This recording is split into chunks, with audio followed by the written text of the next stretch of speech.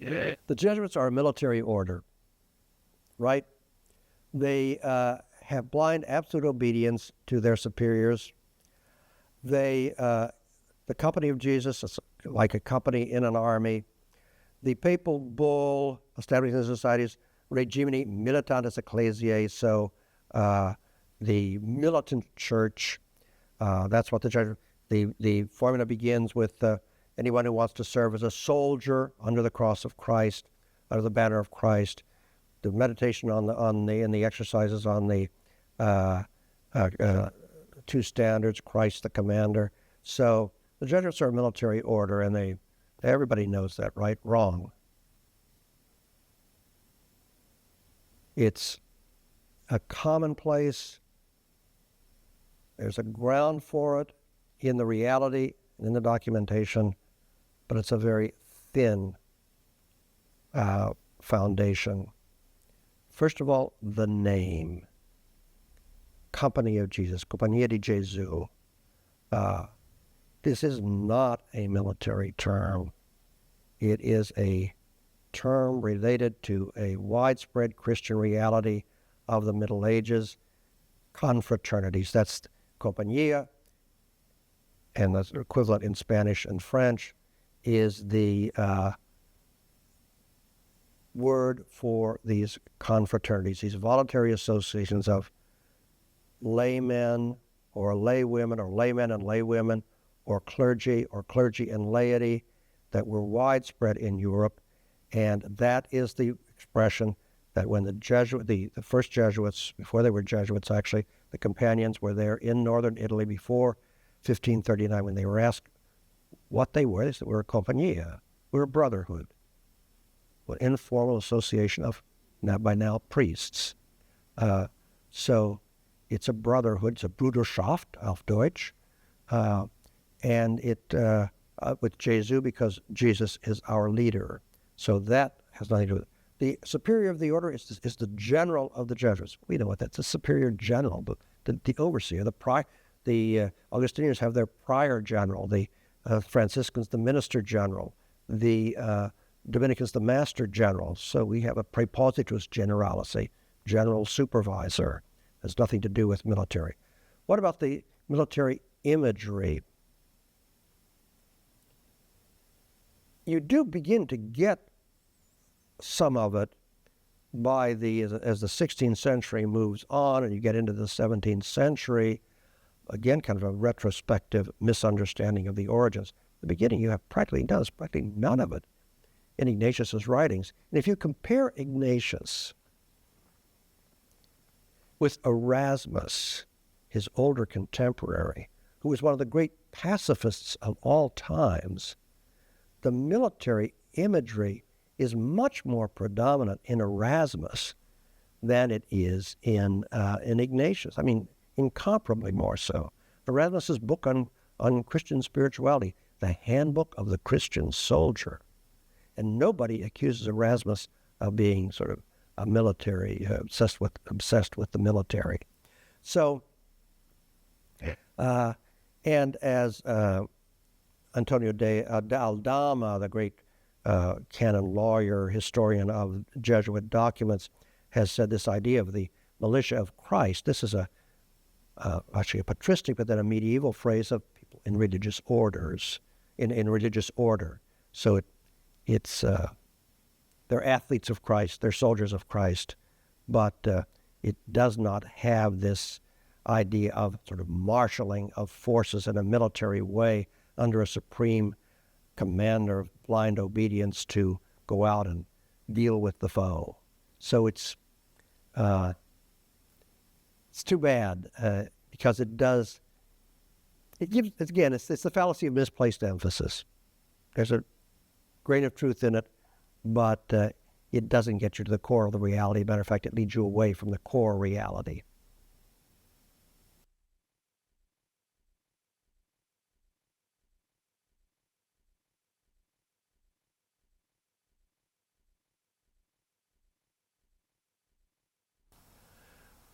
One issue that in the society has become a topic of conversation, especially since the 31st General Congregation, has been priesthood in the society.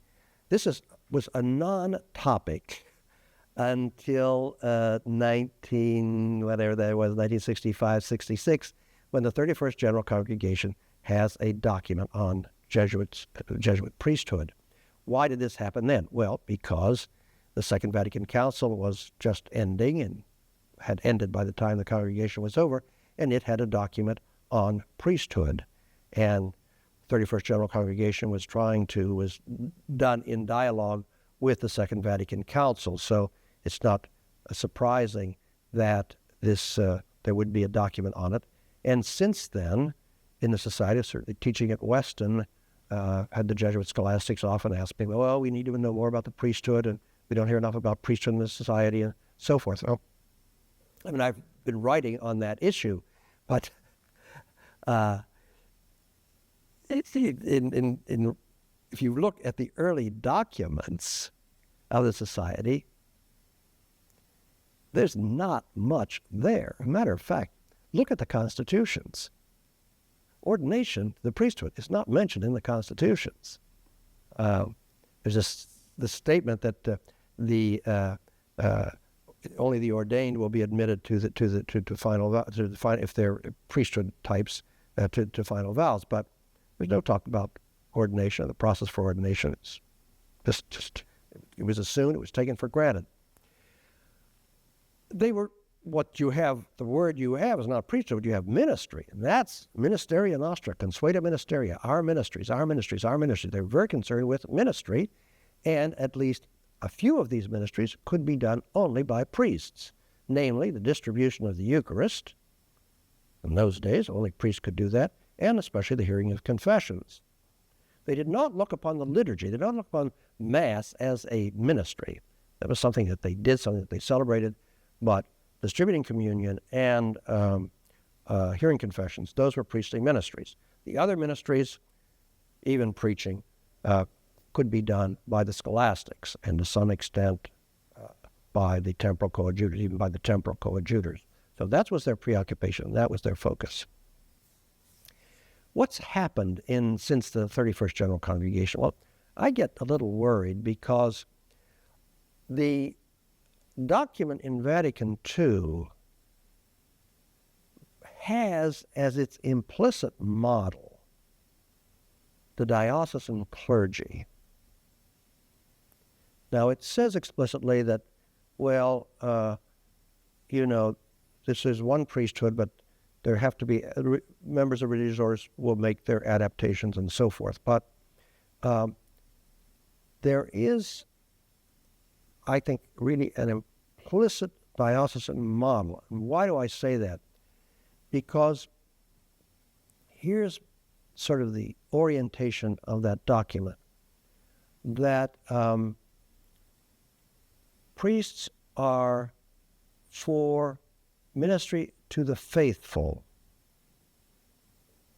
pretty much, almost, not quite exclusively, but that's the general thrust of it.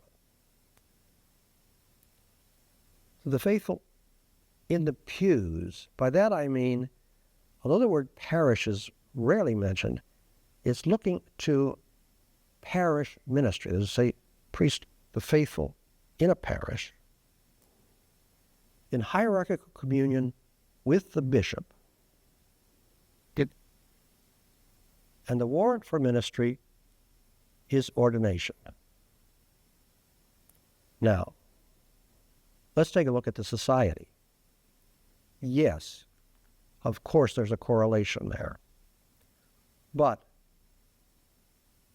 if you look at the formula of the Institute, the society was founded for work with heretics, schismatics, pagans, and the faithful.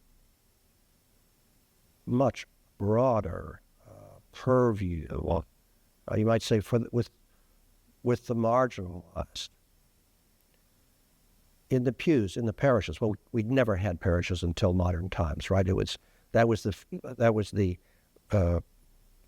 locus for the local clergy, for the diocesan clergy. We had our great churches, which were usually attached to a school, which they did a lot of things that parishes did, but they didn't baptize us, or they were not parishes. They were whole different kind of operations went on in them than what normally went on in a parish. But we did not have parishes. And when we ministered to the faithful, often we ministered in and through other institutions or other ways. For instance, the schools, or the founding of institutions of social assistance like orphanages and hospitals and things like this, pharmacies, writing, periodicals, let us say scientific periodicals or journals of opinion. One of the Memoire de Trévoux, founded by the French Jesuits in the 17th century, one of the first sort of learned cultural journals in the world. This was done by a religious order, by the Jesuits. So, yes, in the pews, but in the churches, but beyond that, in hierarchical communion with the bishops. Well, our superiors are our provincials. Our ordinary is the provincial, and then Father General. It's a separate, though related, church order. You have the church order of the church hierarchy, then you have the church order of the religious orders in the Society of Jesus, the general, the provincial, the rectors. We are not under bishops directly. And then finally, the word of ministry being ordination. Yes, of course, for this priestly ministries, but what Nadal was insistent upon was that what was distinctive about the society in their training, it was that the novices did ministry. They worked, they did the ministries they could. They worked in hospitals. If they were priests, they did some of the priestly ministry. But they started this by entry into the society was the warrant for ministry, and they preached. A lot of instances of scholastics preachings in cathedrals, in the pulpit, with the bishop present. So it's a different, I explain it as one priesthood, yes, of course, but two traditions. They're two quite different traditions. And for me, at least, one of the glories of Catholicism is that it has these two different corps of ministers.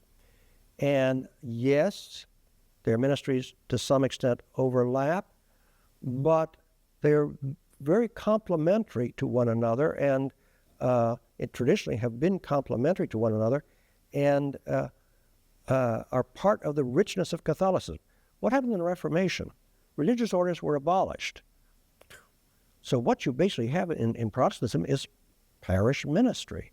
That's it. Now, of course, the human spirit does not contain by this. I mean, Protestant clergy does a lot of other things too, but what we have is sort of a whole two core of ministers, the religious orders and then the diocesan clergy. This is the diocesan clergy, the backbone of the church's ministry to its own. Absolutely rock bottom fundamental.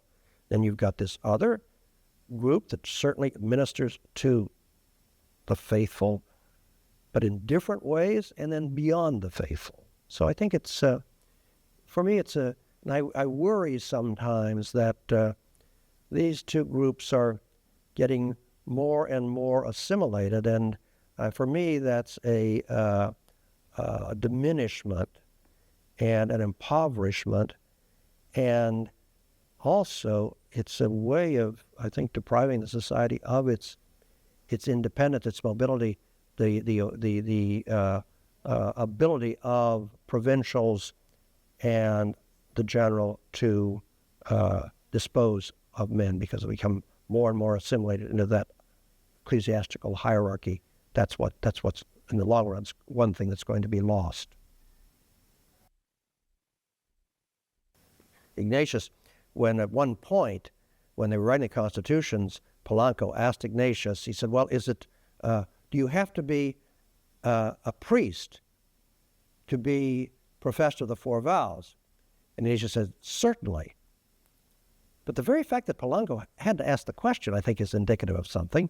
As a matter of fact, there was a Jesuit who was professed of the Four Vows who was not a priest, and that was Francis Borgia. So the Duke of Gandia got this special privilege. So, but I say you find very little. And indeed, this continues in the tradition of the society. I think indicative of this is the fact that today, if you pick up a catalog of the society for the American assistancy or for any assistancy, and you look at the back where you have the index of names, you've got a date of birth, date of entrance, date of ordination, and date of final vows. Well, until, I don't know exactly what it is, but I would say until 1970, or maybe 1975, but certainly no earlier than 1970, the date of ordination was not included. It was date of birth, date of entrance, and date of final vow. That was it. So, again, we've become much more priesthood-oriented, which is okay, than the Jesuits were until quite recently.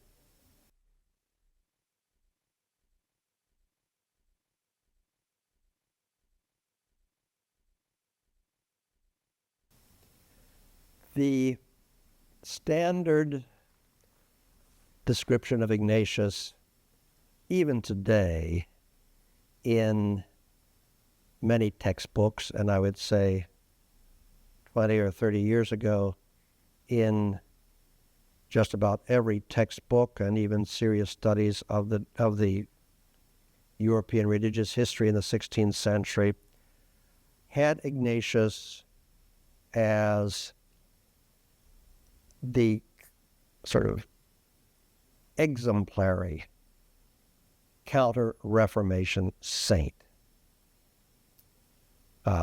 Rivals would be Charles Borromeo, I don't know who all, Philip Neri, but Ignatius was at the headwaters here, and this comes out of a historiographical tradition that begins with German Protestants in the 19th century, von Ranke and others, picked up by Catholics, because what Catholicism was about in the 16th century was counter-Reformation.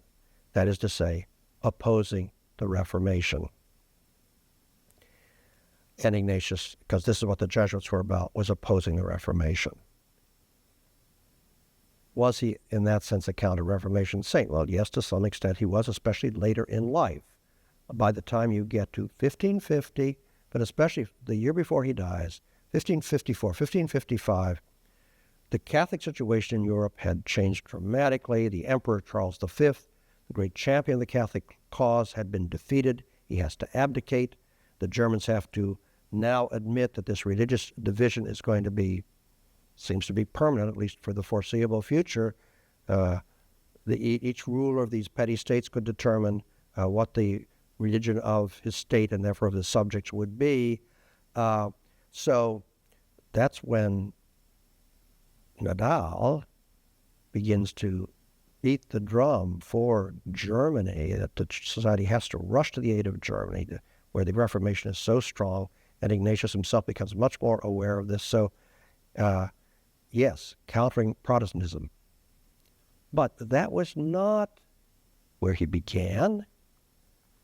It's interesting.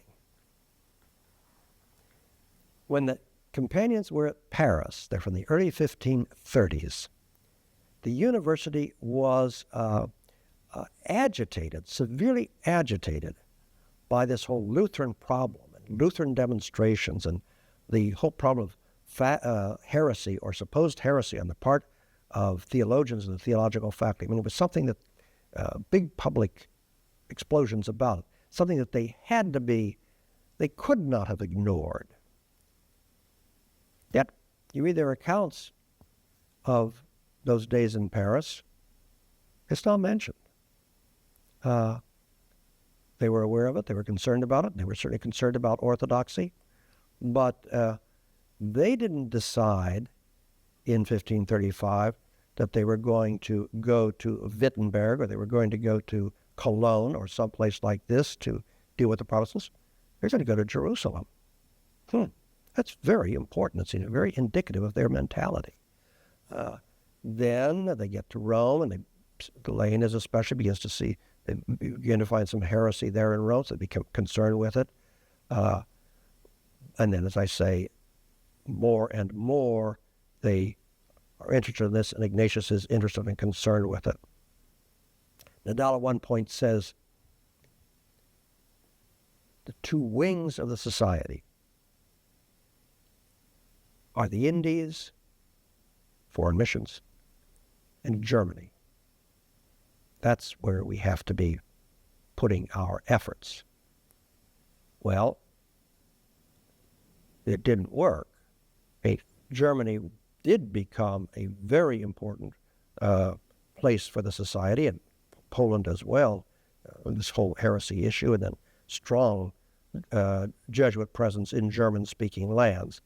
But it never became on the same level with the foreign missions, and the Jesuit enterprise was beyond that.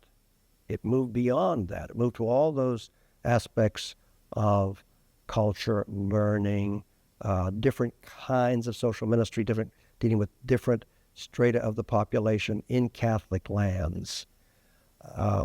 So was Ignatius a Counter-Reformation saint? Well, yeah, 15%. I don't know, something like that. His statue in his tomb in Rome, which is a 17th century creation,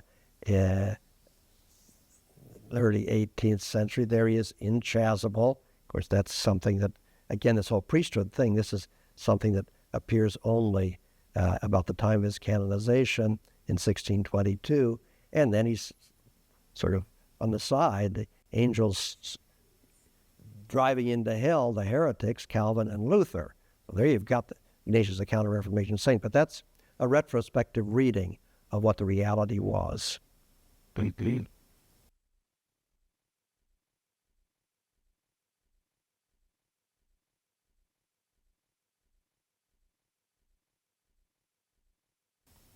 In the very early 1980s, 1981, 82, 83,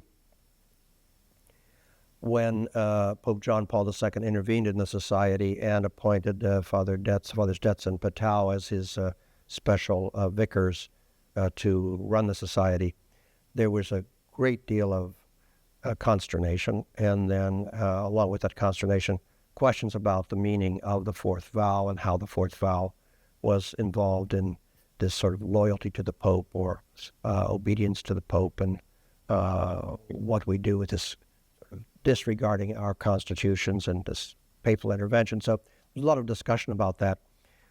And I happened to be on the seminar for studies in the spirituality of Jesuits at that time, and so people in the seminar kept saying, well, people are asking a lot of questions about the Fourth Vow. It'd be great and very important if we could publish something on that. I kept saying, well, boy, that's very difficult. It's not a lot of work's been done on that. It'd be hard to do. But anyway, I could feel the finger was pointing to me. So finally, I agreed that I would try to write something to see what I could do. And so I began to go to work on the Fourth Vow.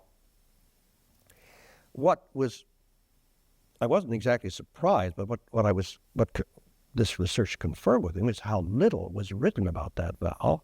And I must say, looking back at my own history in the order, and I think I speak pretty much for my generation, there was very little talk about the Fourth Vow. We took this vow, and it was very important, and we were, took this vow to the Pope, and it was part of our institute, and it's all very vague. So what is this vow all about? Why did they take it? Well, what were they trying to do? Well, I think, first of all, one thing we have to do in looking at this issue is sort of purify our memories of the 19th and 20th centuries. It's only in the 19th and 20th centuries that this whole idea of loyalty to the Pope gains any currency. It was not something that was known before then. You could be loyal to the Holy See. You could be, as I say, you could believe in papal primacy and defend it and so forth. But in terms of being loyal to the Pope, meaning a Pope, a particular individual, or being loyal to the papacy as such was new to them. I mean, it was unknown to them.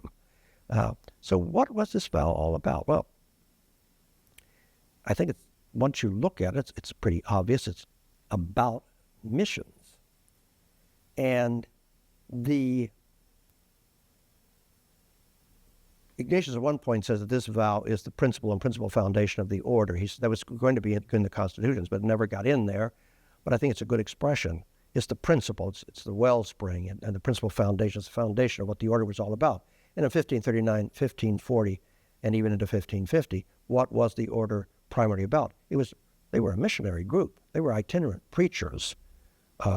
They were to be sent on these different missions, ideally by the person who presumably knew where need was greater, namely the Pope, and but then especially by the Superior General, as is clear in the constitutions that the Superior General is the primary, sort of, you might say the honorary place is the papacy, that the real locus is the general, and then other superiors down the way. So it's basically, they did not have the word missionary in the 16th century.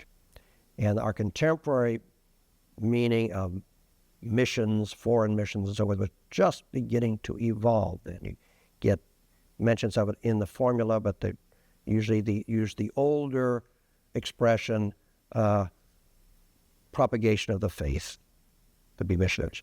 But basically, I mean, my interpretation, which I like to think is sound one, was it's a vow to be missionaries. And with the Pope as standing, especially in the place of Christ, as the one who sends these new apostles out on their missions. As the Constitution makes clear, these are pastoral missions. These are things which could last maybe even up to 3 months.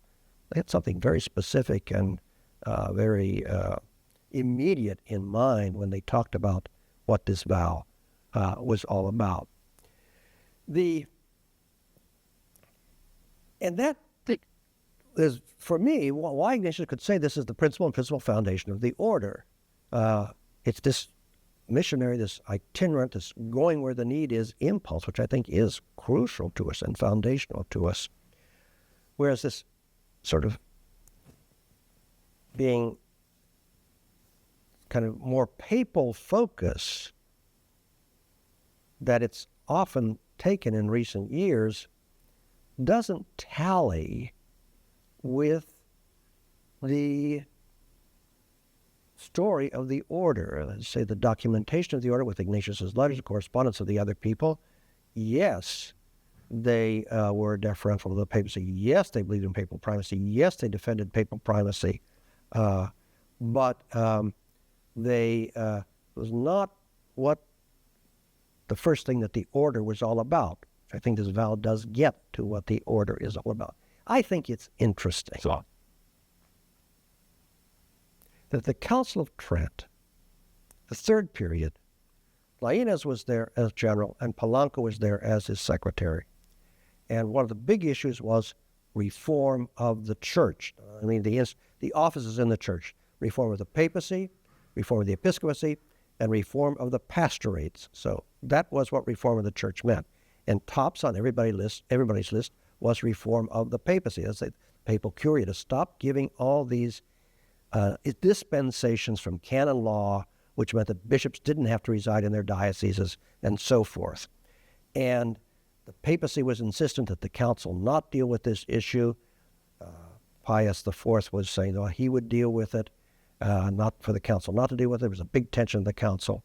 So Polanco writes this memo for Lainez talking about the legitimate grounds for the deposition of the Pope if he does not proceed with the reform of the church, namely the reform of the papal curia. Well, deposition of the Pope, I mean, this is a theoretical question in a sense, but nonetheless, cold-blooded, without turning a hair, he sets out the standard canonical conditions for papal deposition because of grave scandal, which is the equivalent then of heresy, and you cannot have an heretical pope. Pretty interesting, right? So, help of souls, distribution in the vineyard of the Lord, proper disposition in the vineyard of the Lord. That's what that vow is all about.